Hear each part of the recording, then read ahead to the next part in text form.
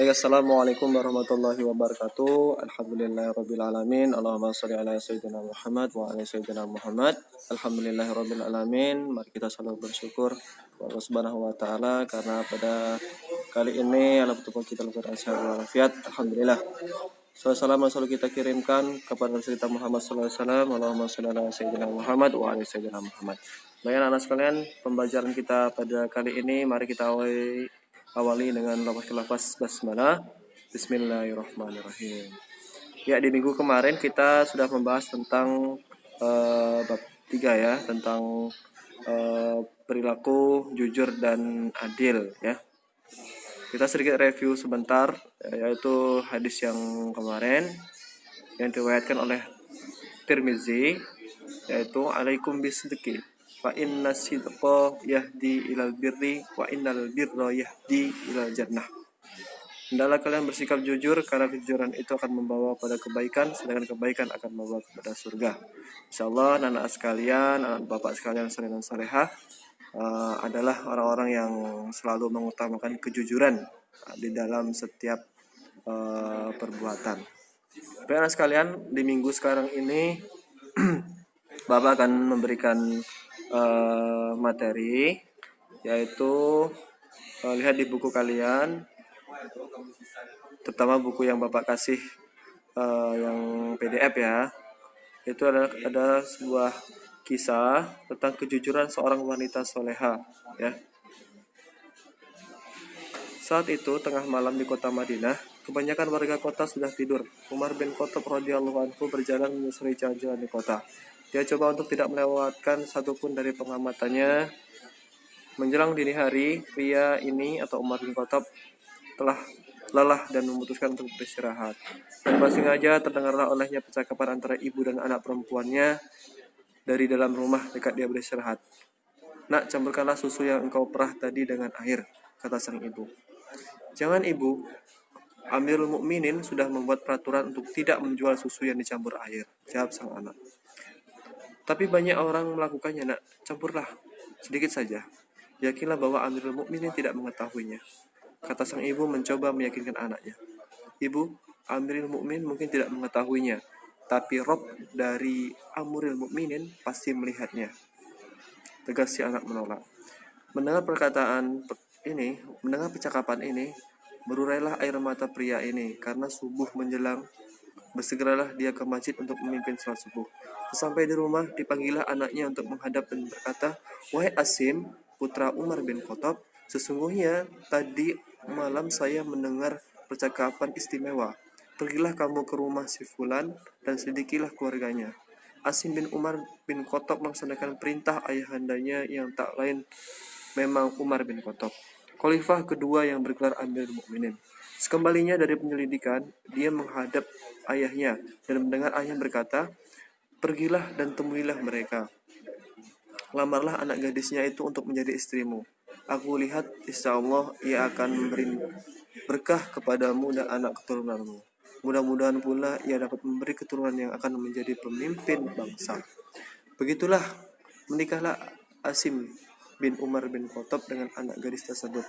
Dari pernikahan ini, Umar bin Khattab dikaruniai cucu perempuan bernama Laila, yang nantinya dikenal dengan Ummi Asim. Suatu malam, setelah itu Umar bermimpi. Dalam mimpinya dia melihat seorang pemuda dari keturunannya bernama Umar dengan kening yang cacat karena luka. Pemuda ini memimpin umat Islam seperti dirinya memimpin umat Islam. Mimpi ini diceritakan hanya kepada keluarganya saja. Saat Umar meninggal, cerita ini tetap terpendam di antara keluarganya. Ummi Asim menikah dengan Abdul Aziz bin Marwan. Abdul Aziz adalah gubernur Mesir di era Khalifah Abdul Malik bin Marwan pada tahun kepemimpinan 685 sampai 705 Masehi. Dari pernikahan Ummi Asim dengan Abdul Aziz bin Marwan lahirlah Khalifah Umar bin Abdul Aziz. Masya Allah nak ya. Jadi inilah salah satu kisah kejujuran di masa kepemimpinan Amirul Mukminin Khalifah Umar bin Khattab. Ya, semoga kita bisa mengambil hikmah dari kisah ini.